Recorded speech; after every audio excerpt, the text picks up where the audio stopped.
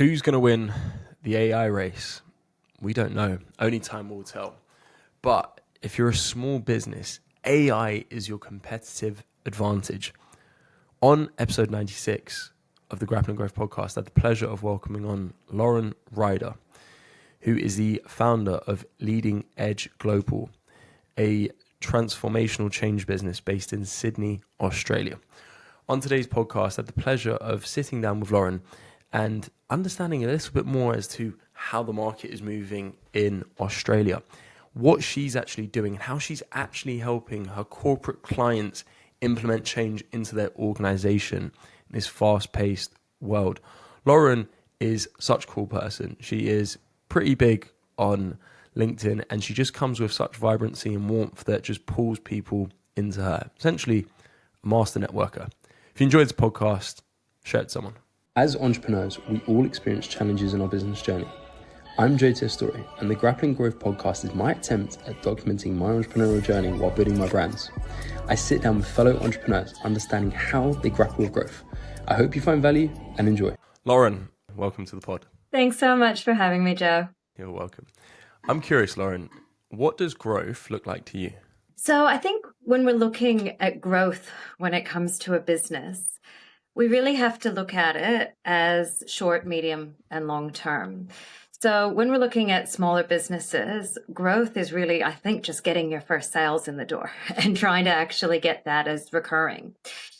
When it starts becoming a much bigger company, it's about how to look at the revenue and to make sure you have different revenue streams set up so that not only can you have all of the operational things that you're doing, but also to be able to grow more, spend more, right? So it's kind of like you can't look at it as just growth in a sort of linear fashion. As you grow, you have to look at all the different revenue streams and continue to adjust as time goes by. At what stage do you go from the mentality of, I just need to get sales through the door and I'm a small business, to that bigger business where you then look at diversifying your revenue streams? So for me, I have a consulting business, and it is always a challenge with a consulting business to really have that long-term ongoing revenue. And so, I remember when I grew my business, it was really initially just doing that, banging on the doors and just getting people out on site, right? That's your consulting. And then we grew it to putting teams of people. And then you put it as larger projects and more of them. From my perspective, I think that where the shift really came was where I got recurring revenue, where we started embedding ourselves into businesses. And what we had to do to get there was to create some real IP. And so from that perspective, as much as we do the consulting and we put people on site to deliver projects, we also have a leadership development arm. And when we create content and IP, that means we can reuse that. And so we can partner with our clients and actually embed ourselves to be able to do ongoing programs. And that way we know what kind of revenue we're going to have each and every year going forward. Same thing happens with, say, coaching. It's anything where you can say, I'm going to be there all the time and I can book my revenue 12 months in advance. Absolutely. That's the business model that we follow. We don't typically like to work on a project basis just because it's, and this is the way how we structured our business initially. We worked on a project basis, but once those projects are done, you have nothing to stabilize yourself there, and you're consistently in a hunting mentality, whereas you can essentially get one deal through the door that can perpetually pay you for the next 6 months, 12 months. We've got one of our longest standing clients, we've been working with them for over 5 years now, and you look at that engagement and it requires the same amount of effort to an extent to get that deal in. So when you look to get deals in, do you look at a proof of concept initially? And what I mean by that is, do you say to people, listen, give us one opportunity, give us one thing to work on, we'll prove ourselves here, and then you expand, or do you try to go in for the bigger puzzle? I have learned over the years that we need to use the wedge. And so by the wedge, you wedge yourself in the door, you kind of start putting your elbows in, and then you put your shoulders in, and suddenly your whole body's in, and they can't get rid of you. But basically, when I say wedge for what we do, I think it depends on what we're selling, but for the most part, what we try and do is get involved in long-term projects. So usually that's generally a software implementation, like a big piece, like an ERP or a CRM or some sort of core system.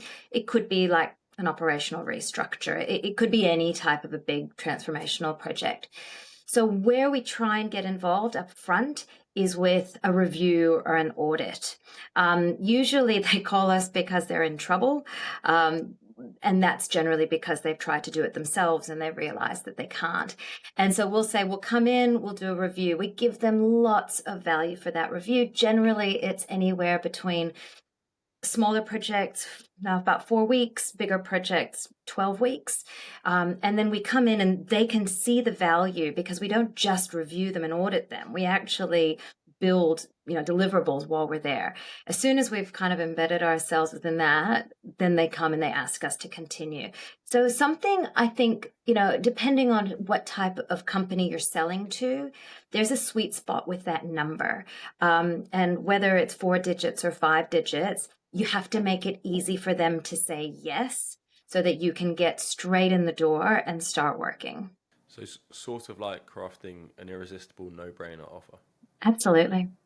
And just for the benefit of the listeners, could you just tell us a little bit more about Leading Edge Global, just a summary, so to speak? Yeah, sure. So we started our life they called it digital transformation. We just call them big change projects, really. So we, as a consulting business, we will come into companies who are looking to grow. But these are big companies. So our clients are, generally 100 million plus, some sort of in the billions of revenue. So large businesses who are looking to change. As I said, a lot of them will come to us because they haven't been able to deliver the projects that they've needed. And we've got an expert team that can come in, wrap our arms around it and help them to deliver. What makes us a little bit different is that my background, in addition to project delivery, was also in change management. So that real strong link between people and projects.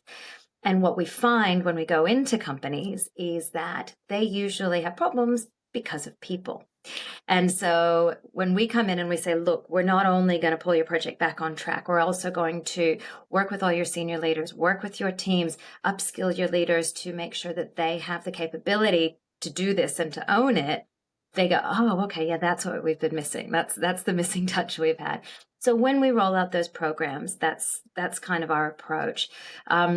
As I said, we do have a second part of the business, which is leadership development, and we run all sorts of programs.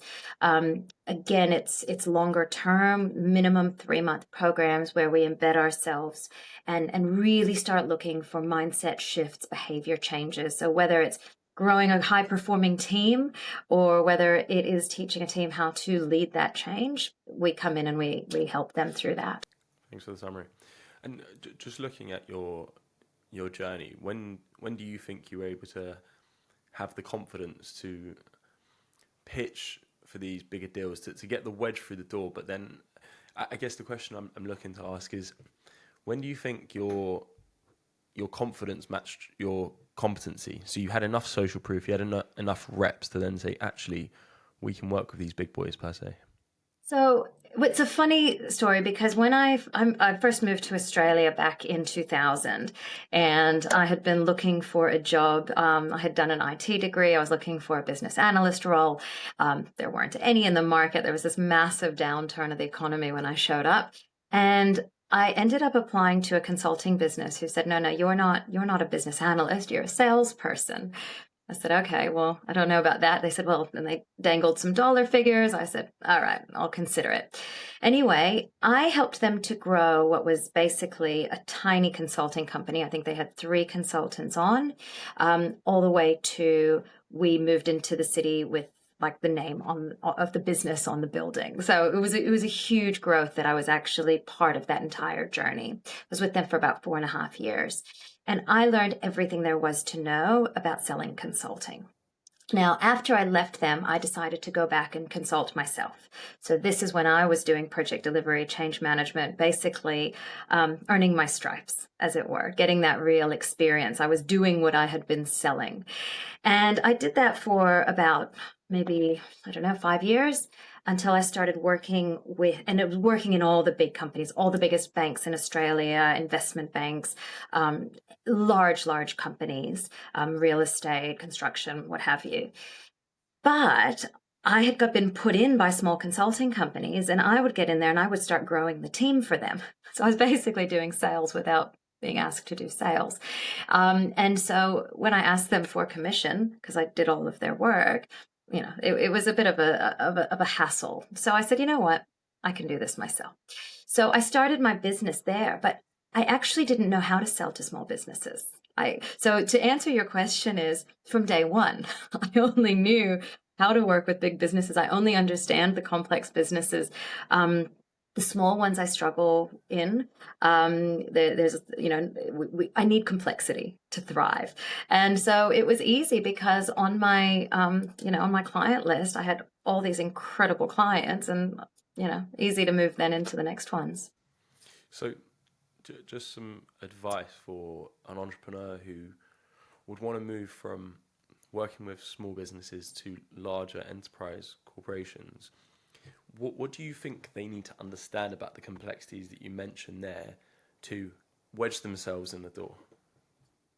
So the biggest challenge that happens selling into large organizations is that you're never selling to one person. You're selling into an ecosystem.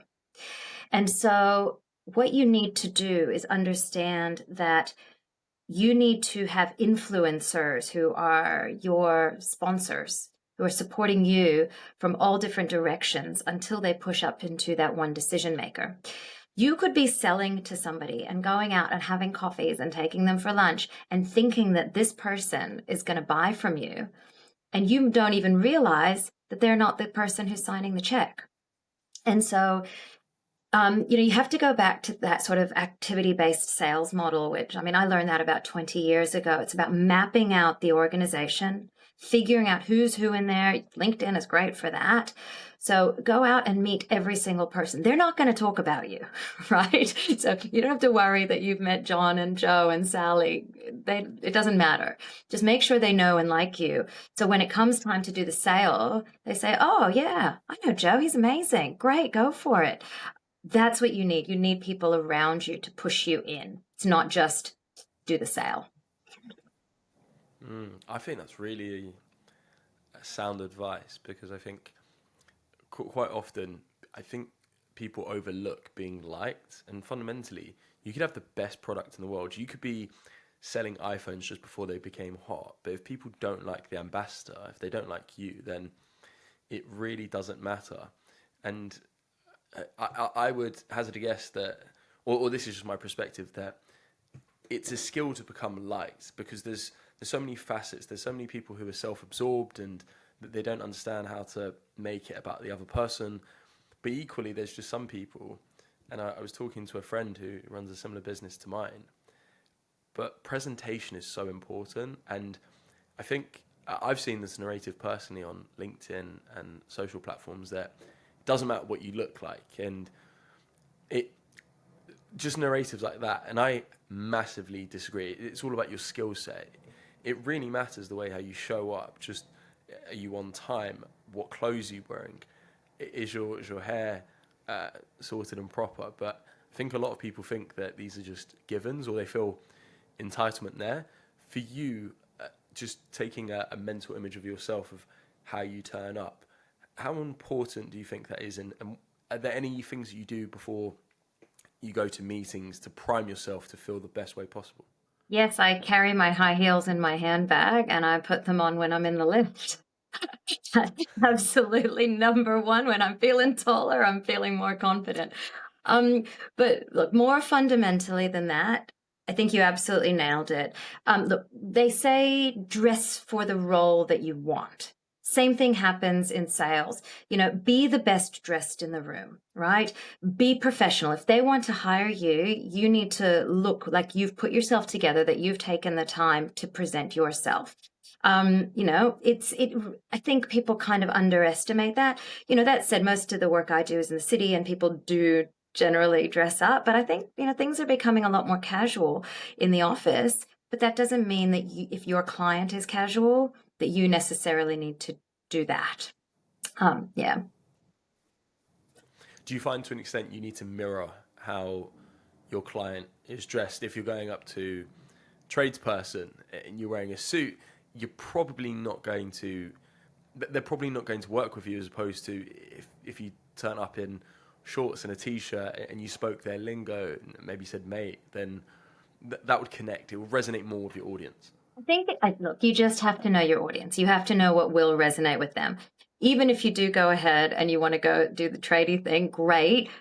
Just still be neat and tidy, right? So it's just the care that you put in, because if you put care in your personal appearance, it means that you're going to put care in everything you do for them as a client. So that's really the image that we get. That's important to me. Look, and I extend that to my LinkedIn, to my virtual presence. So, I think if people look me up after this and see my profile, it is fairly polished, and that's done on purpose. I want to give that image that because that is actually how I show up in person as well, right? And so I think it was really important to really understand what your personal brand is when it comes to presenting, whether in person or online.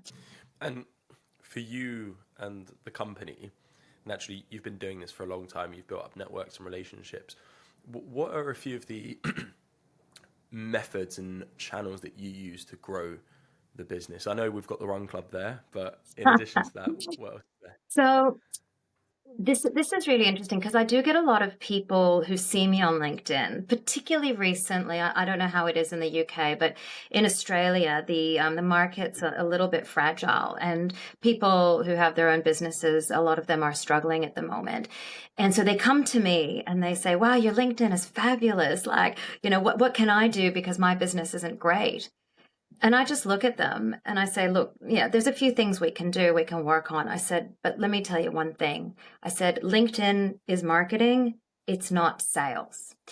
And so when you go ahead, when you actually want to grow your business, you need to actually pick up the phone and hustle. You need to call people. You need to just get off your butt and move, right? That's how we actually go ahead and grow a business. Now, question is then, what on earth is LinkedIn for? Well, from my perspective as a consultant, people need to know you, like you, and trust you. Now, for me, my LinkedIn, I'm all the time posting, so they know me, they see me. They like me. Well, look, if they don't like me, they'll stop following me. Fair enough. I don't mind that. And they trust me because, the content that I put out is well researched. It's clear. I make sure that what I put out is high quality. The articles that I write, the blog posts I put up, the comments I make on news. So I make sure that that's all there. And I also make sure to prioritize video, because if people can see me talking, then they'll know how I am in real life. Because some people, they write really well, but then when they show up in person, you're going, well, who is this person, right? So it's from my perspective, what LinkedIn will do for you is, for me anyway, it helps me to close deals. It does not help me to open deals. So it's literally just marketing. You need to pick up the phone to do your sales. They're going to go ahead and look at your LinkedIn. They like what they see. They'll go ahead with you. There's I'm sure we've both watched this movie, The Wolf of Wall Street. Love that one. I've watched it a dozen times over. But Jordan Belfort, he says, when you're in sales, you need three things: to be sharp as a tack, enthusiastic as hell, and an expert in your field. And I think maybe with the barriers to entry in a lot of industries being significantly lower today than they have ever been, you literally need a phone, a laptop, internet connection. I think a lot of people have got to a stage where they feel maybe entitled and they feel expectant of growing their business and closing deals. But I've always come through to that that triangle and thought of how do I show up. And I believe the stat is you have 4 seconds to impress someone. And realistically, if you don't build that likability, that trust within that first 4-second frame, you know whether you've got a chance of getting a deal or not. And it's just, I think there's so many small, easy non-negotiables, so to speak, just the way how you dress, the way how you show up. These are the things that really make a big impact and difference, but a lot of people just overlook it and they're not really bothered by it anymore. Do you have any sales principles yourself or non-negotiables that you and the team adhere to just when you show up? Well, look, showing up, as we said, always professional, highly professional. Make sure, I have almost Heels at the ready. What's that? Sorry? Heels at the ready. Yeah, heels at the ready, of course. But I have I actually worked with a stylist. So it really was about coming up with my style. What is I suppose, who is Lauren and what kind of image do I want to portray? And it really, we found, certain silhouettes worked, certain colors worked. And we really did align it as well with my company, I suppose, branding as well. So I would be wearing a lot of pink. I had like pink nails, things like that. And it really did tell a story. And so I think it is really important that, you know who you are and how you want to present yourself. And it actually makes it a lot easier to get dressed in the morning. You don't have to think very much about it. Yeah, I suppose you just, it's kind of like a 1980s cartoon. They just wear the same uniform or outfit every single episode. There's no deviation from it. Bart Simpson, Homer Simpson, they've all got the exact same clothes on, and you know what you're going to get with them. And I think you want that. If you look at theatre or you look at professional wrestling or you look at whatever, they always pretty much wear the same gear, and it's having that continuity and consistency. And I think that's a mental model I looked at with myself about a year ago. I thought, how do I want to show up? What clothes do I wear? And I've used this story before, but there was a couple of years ago, my team, and they were all kind of early, mid-20s, but they would show up to client calls. And I said, internally, it's cool. You can wear what you want, so to speak. But client-facing, and one guy was wearing a snooze. I don't know if you know them, like the hoodies. He was wearing that. No, to a client meeting. Yeah. Another person was just, it was shambolic. And I remember that it was just, I had to take a bit of a step back and I thought, okay, how do I want my business to be portrayed? Everyone's working from home. This was during COVID. And it's just the small details. It's what room are you in? What's your background? And I understand some people, they might not have the money to have the best room, or maybe they're living with their family and they're in a room, but you can make such small decisions that make such an impact. So what clothes are you wearing? Do we need to turn up to client calls in just plain t-shirts like this, or do you have to wear a polo as a guy, and as a girl you need to wear, I don't know, blouse or whatever? You make those decisions, but we had to look at that, and it was just those small decisions. And I think when you piece that together as a small business, mentally you enforce a detail to increase your status within the market. And I know myself, if a guy turns up on a call to me, for lack of better terms, looking like shit, I'm not going to do business with him, because for me, if he doesn't respect himself, or he doesn't come to the call respecting me by the way how he looks, I can't do business with someone who just doesn't have that professionalism. It's really funny, Joe, you say this, because I completely agree, but also you and I are in businesses where that matters. I have a designer. He does all of my logos and websites. Like, he is incredibly talented. And I remember having a call with him once, and he had his camera, like he was sitting on a couch. His camera was kind of far away, because you can see him sitting on the couch, and he was sitting there in shorts and a t-shirt vaping, on the call. the crazy thing is, like, he was such an amazing designer. It was like, I didn't care. Like, I was going to work with him anyway. So I think, I think when you're working with corporates and you're trying to win the business, absolutely, right? Just you absolutely need to go ahead and look the part. But I think the other challenge that comes up is you get a lot of startups. Artificial intelligence. How do you see the landscape moving in Australia right now, and how are you guys implementing AI into your transformation?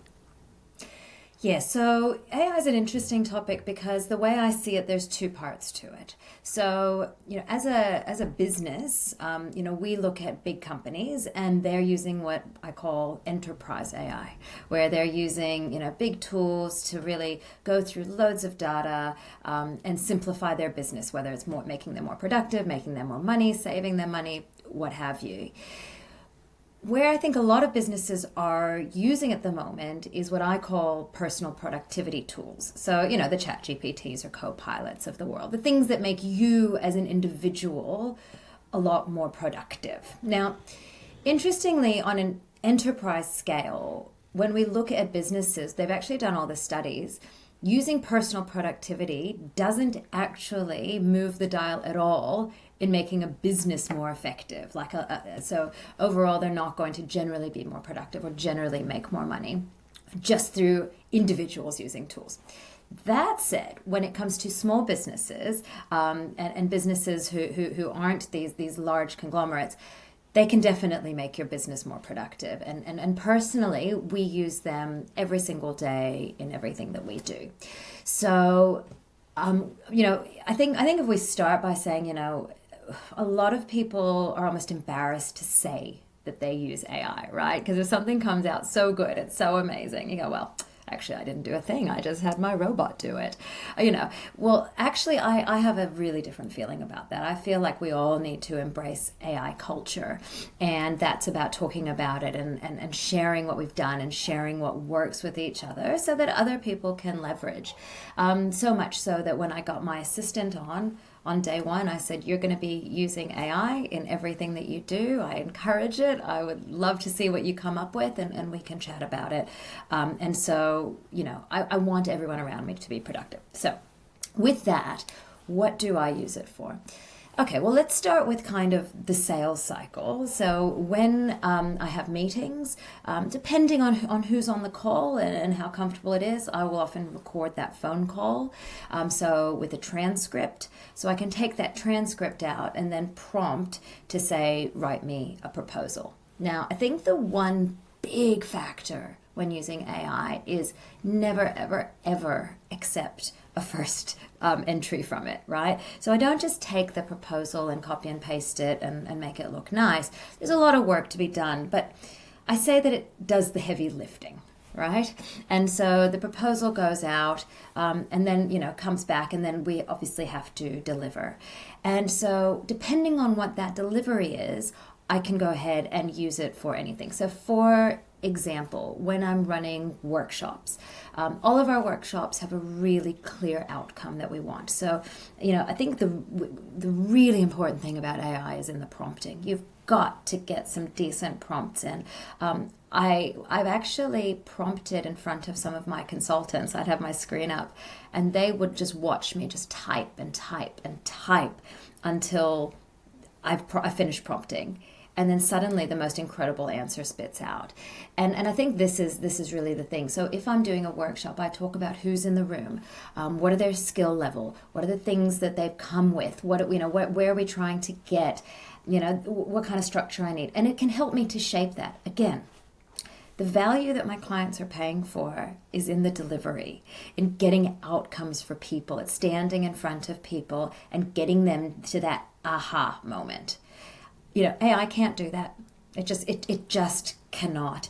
And so it's learning how to leverage the AI without making that sort of a part of your personality, right? So I think those are, just a couple examples about, how we use it every day. Fascinating. And that's exactly one methodology that we adopt, using a sales call analyzer, analyze our sales calls to take transcripts, extrapolate the key pain points and the opportunities that we can look at, working on with prospects and then taking it from there. I didn't want to interrupt you, but you said something very early on about the research piece that you looked at. You said that when big organizations, they don't experience benefits when people use productivity tools and work in silos. Did the research paper expand upon why, when people work in these just incubators by themselves, it doesn't work? Well, when we're talking about saving money, which is really when we're talking about AI, that's really what when we say efficiency, it just means we're getting rid of headcount in a big business, really. You are not going to push those big numbers by using a personal productivity tool. Let's take an example. What do people in an office really use it for? What's scripting your emails, helping to write a plan? Look, how much is it going to save? 10, 20% of your day, maybe? Add that up over the course of a week. Did we actually save a whole day of work per person? Maybe. That isn't going to really move the dial for a large organization. They need to, you've seen all the numbers in the news recently. Huge layoffs, hundreds, tens, thousands of people all laid off at once. That sort of stuff hits the bottom line. So that's why the personal productivity tools don't do that. What I will say, however, is those tools can be used by teams to start getting teams more efficient and working the same way. We have a client that we work with, and they have a change management team. And so what was happening, it's big team, big company, and they had a lot of change managers all going out to their business stakeholders, asking them supposedly the same questions and the same thing. And they would come back with completely different plans. All the stakeholders would have completely different experiences.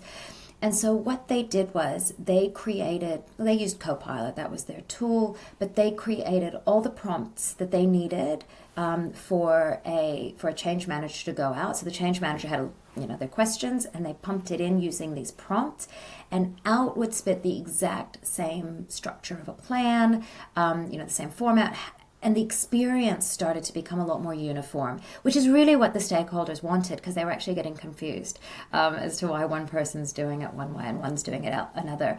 So it really does also lifts the maturity of the entire team, because the ones who aren't doing it well can suddenly see what good looks like. So there's definitely ways that the co-pilots and all of that can be used. And what they did was they shared all of the prompts in their team's SharePoint space. So they could go back and forth into it, everyone could access it, and that sort of grew over time for all the different tools and templates and things that they would need. Mm-hmm. Mm-hmm. That's it. I think people are in this, they have this notion of AI is here to take their jobs, but AI doesn't have the incentive there to profit from people. It's people are going out building technologies and solutions quicker than we can imagine, and a million times quicker than we could do it 10 years ago.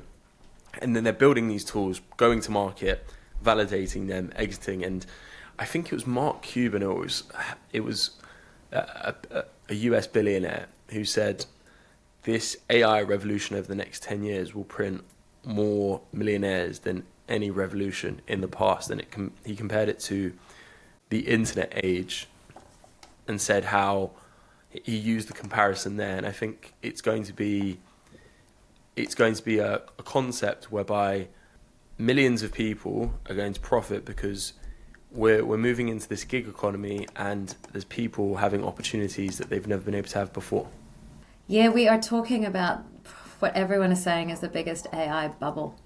And I don't think that we're at the top of the curve yet. I think we still have a lot to come. There is still billions and billions being invested in some incredible tools for AI. Some announcements happening right now, billions being invested in one company alone.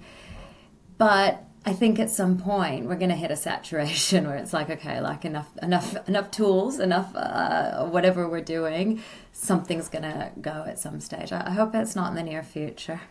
I was having a really good conversation with a friend, and we were talking about how the market is moving and how it's dynamic, in the sense that the 100 biggest companies, or if we take the S&P 500, the S&P 500 from 2000 to 2010 to today, if you were to look at those companies, it's guaranteed that they're different. The churn, I think it's 90% of the companies in the S&P 500 circulate every X amount of years, and that just shows how dynamic it is. And we know that there's a few main players in the AI space. You've got OpenAI, you've got Perplexity, Claude. You've got these main companies there, but it doesn't mean that if they don't innovate and they don't evolve, they won't stay there. And that's why a lot of the bigger companies who have been the tech giants for the last 15, 20 years, your Amazons, Apples, Metas, they know that they have to evolve from where they were previously,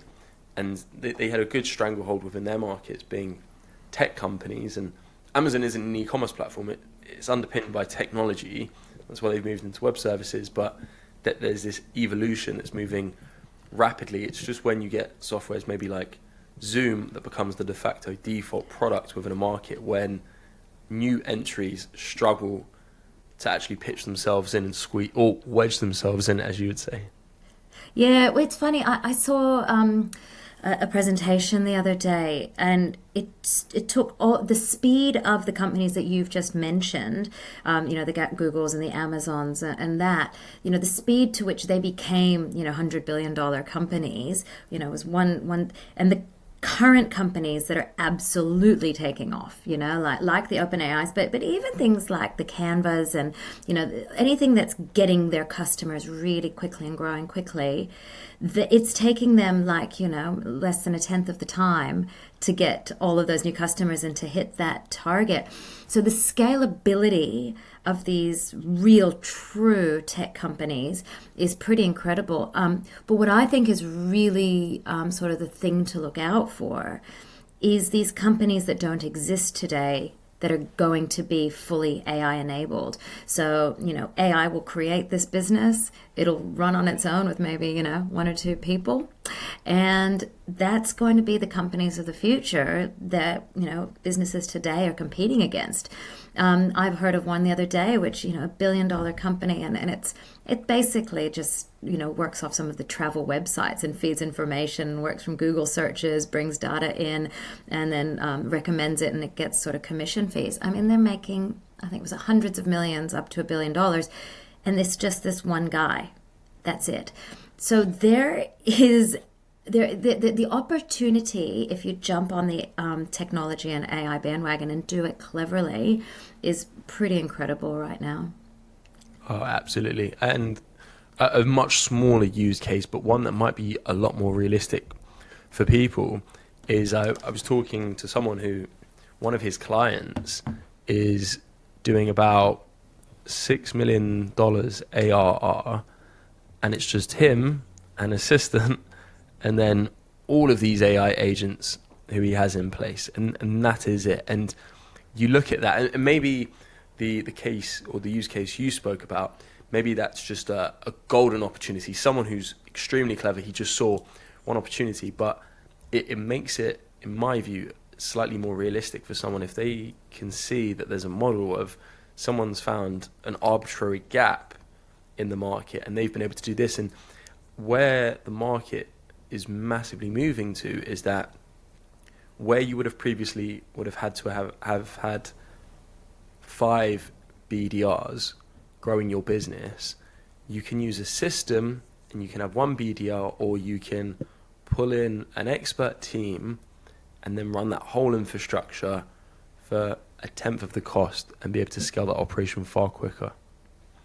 Absolutely. So, I mean, I think if companies are not leveraging technology, they're going to fall far behind. I mean, the cost of people, as we know, is the most expensive part of the business. So I think it's really where probably entrepreneurs struggle is knowing what to invest in and how to invest in and how to shape that. I mean, I suppose, I've been in the software development space my whole career, right? But not everyone has that. I think we had the example earlier about, things like plumbers or painters, any tradies.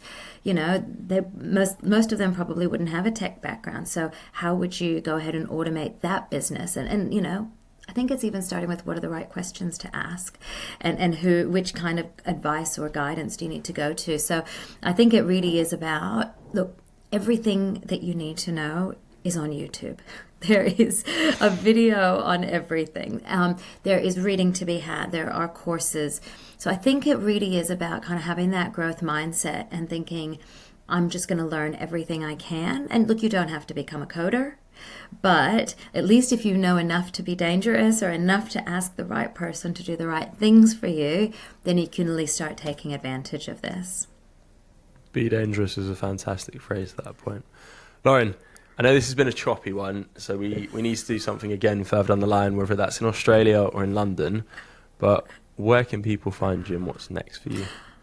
I am on LinkedIn pretty regularly. You can watch what I get up to on my work, my travels, my thoughts on things that go on in the world. So look out for me there if you want to reach out. Just send me a message. Lovely. Perfect. Lauren, thank you. Thanks so much, Joe.